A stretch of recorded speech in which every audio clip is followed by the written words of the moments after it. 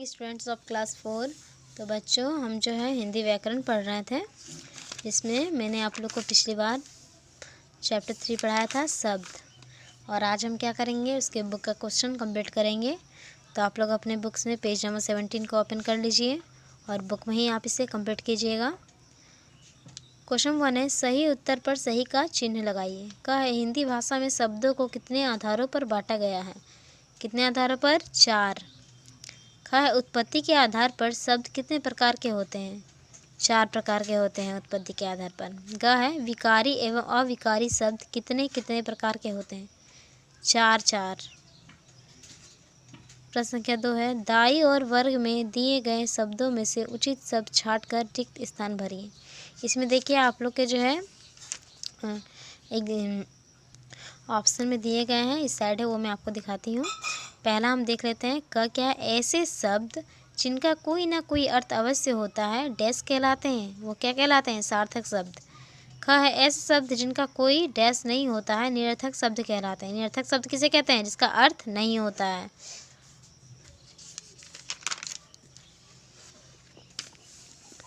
अब देखते हैं क्या है, जिन शब्दों के डैश का अर्थ नहीं होता रूढ़ शब्द कहलाते हैं। किसका? टुकड़ों का। है, प्रयोग के आधार पर शब्द डैश प्रकार के होते हैं? 2 प्रकार के। लास्ट है, ऐसे शब्द जिनकी उत्पत्ति अपने ही देश में हुई है देशज शब्द कहलाते हैं। देश शब्द क्या होता है? जो अपने ही देश में होती है। देखिए ऑप्शन में है ना। अब है क्वेश्चन नंबर 3, सही मिलान कीजिए। तत्सम शब्द। तत्सम शब्द किसे कहते हैं? पुत्र, पुष्प, जल।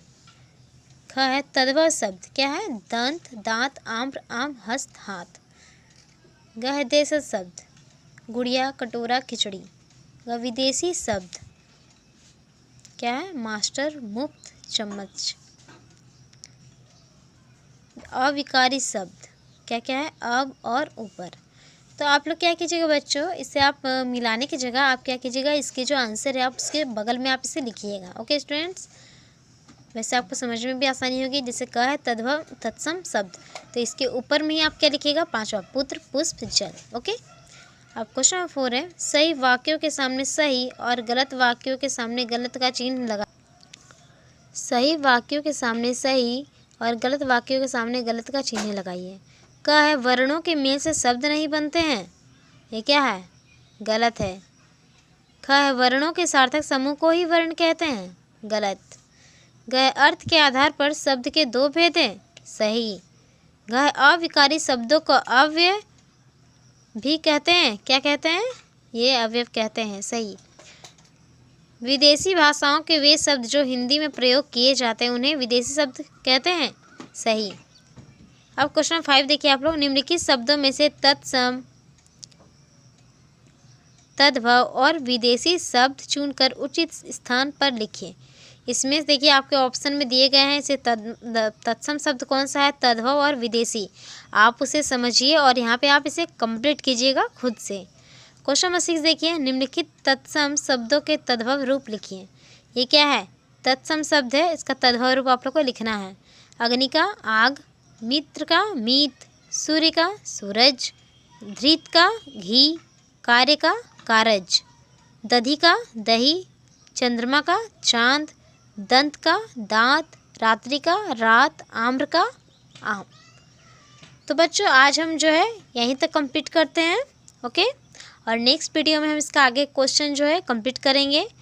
तो आप लोग जो है इसे अपने कॉपी में भी लिख लीजिएगा। आप लोग अपने कॉपी में क्वेश्चन 1, 2 और आप 4 को लिखिएगा। ओके स्टूडेंट्स, तो अब हम नेक्स्ट वीडियो में मिलते हैं। तब तक के लिए बाय बाय।